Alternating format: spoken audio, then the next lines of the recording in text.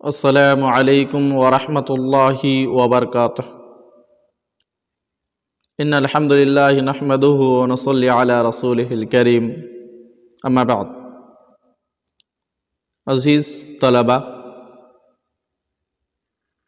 آج ہم آپ لوگوں کے سامنے النحو الواضح صفحہ نمبر 7 سے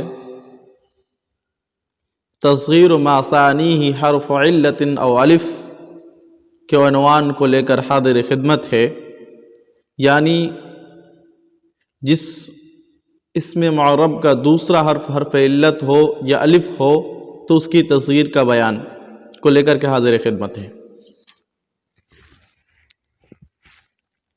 سب سے پہلے اپنے اسلوب کے تحت، اپنے طریقہ تدریس کے تحت میں آپ کو بتاتے چلوں کہ آج کے درس سے متعلق 2 قاعدہ ہے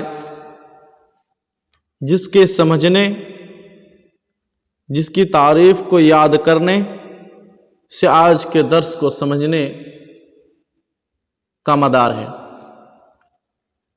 پہلا قاعدہ ہے کہ جب کسی اسم معرب کا دوسرا حرف علت ہو، جو حرف علت کسی دوسرے حرف علت سے تبدیل شدہ ہو، تو اس کی تصغیر لاتے وقت اس کو اپنے اصل کی طرف لوٹا دیتے ہیں، یعنی جس حرف علت سے وہ تبدیل شدہ ہے اس حرف علت کو یہاں تصغیر کے وقت واپس لے کے آ جاتے ہیں۔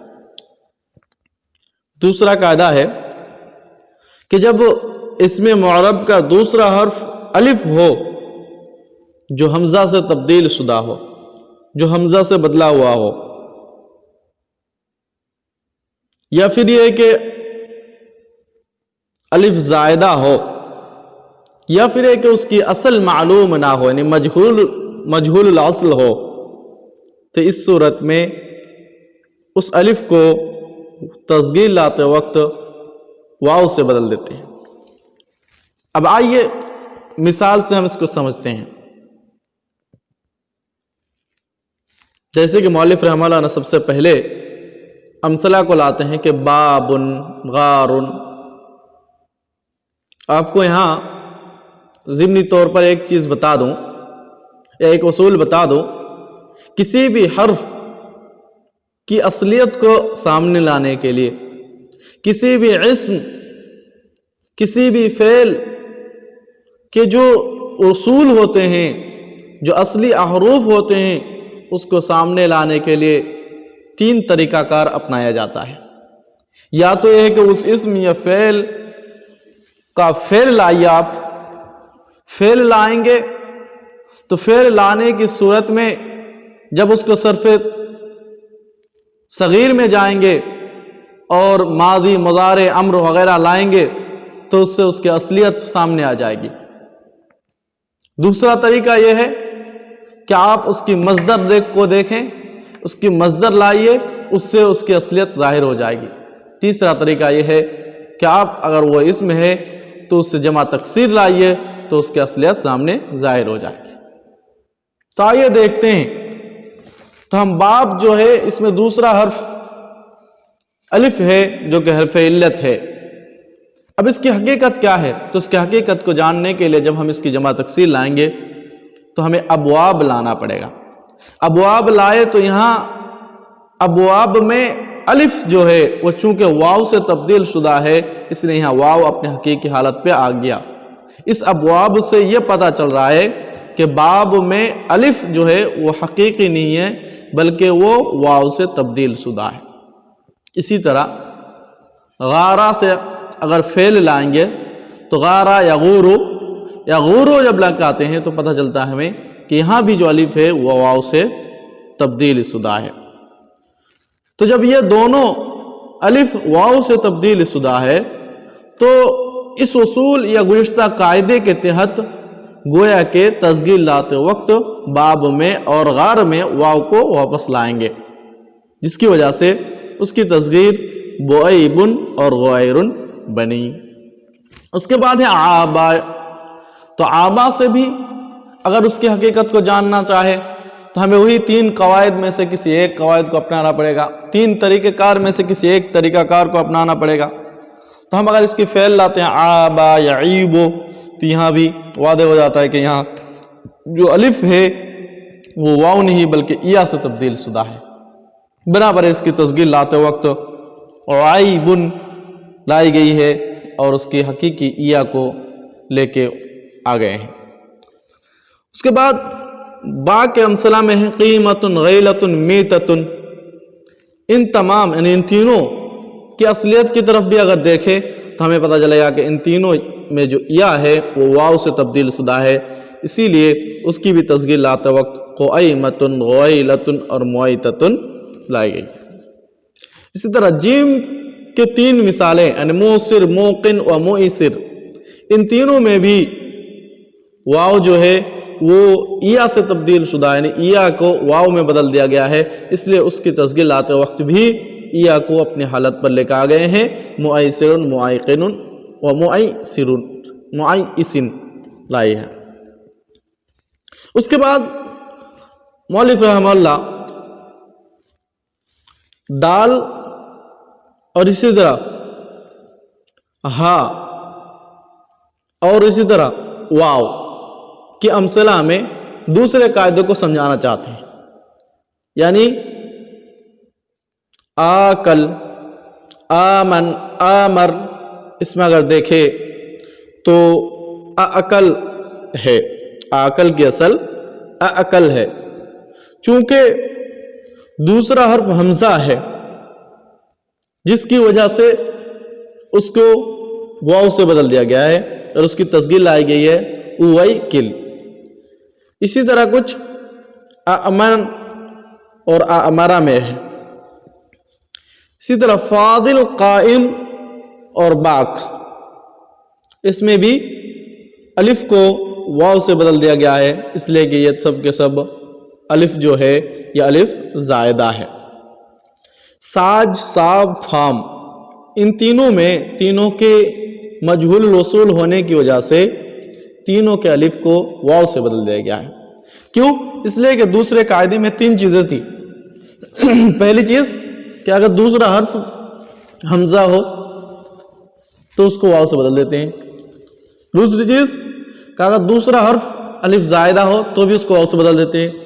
तीसरी चीज कि अगर दूसरा हर्फ मजहूल वसूल हो तो उस सूरत में भी उसको वाव से बदल देते हैं। बराबरें इन सब की तस्गीर यूं लाई गई।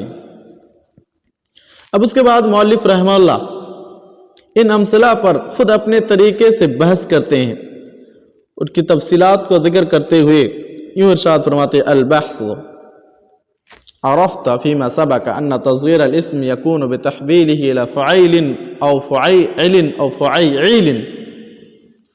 चूँकि तीसरा वज़न नहीं लाए हैं इसलिए हम उसको ऐसे ही जिक्र कर दें कि मौलिफ रहमतुल्लाह कह रहे हैं कि आप साबिक़ा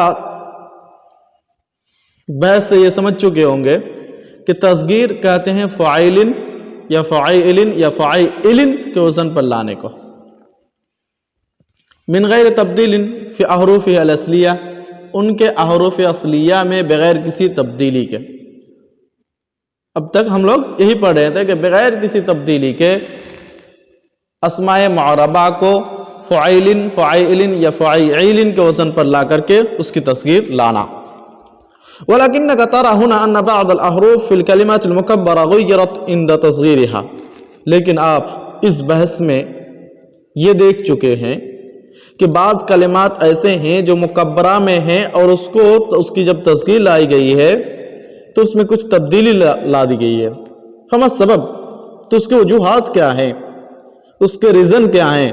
तो अस्सबब अन्नका इज़ा नज़रत इला अल-अस्माइल मुकब्बरा, तो उसका सबब ये है कि जब आप अस्माए मुकब्बरा में देखोगे, यानी अस्माए मुकब्बरा को देखोगे कहाँ? फिल अक़साम, उन अक़साम में, यानी अलिफ में, बा में, जीम में, व तज़क्करत बाब अल-इलाल, इसी तरह अपने ज़हन में तालीलात की बहस को सामने लाओगे। रअयत अन्न अल-हर्फ़ अत्तानी फ़ी कुल्लि इस्मिन मिनहा हर्फ़ इल्लतिन, तो आप पाओगे کہ ان حروف میں سے، ان اسماء میں سے ہر ایک کا دوسرا حرف جو ہے وہ حرف علت ہے، منقلب عن حرف آخر، جو کسی دوسرے حرف علت سے تبدیل شدہ ہے، والذی یدل علی الوصول، اور جو اس کے اصلیت پر یا جو اس کے اصلی حروف پر دلالت کرتے ہیں وہ ہے کہ اس کا فعل ہے یا اس کے مصدر ہے یا ان میں سے اس کی جمع و تکسیر ہے، کما تعلم، جیسے کہ آپ جانتے ہو۔ فالاسماء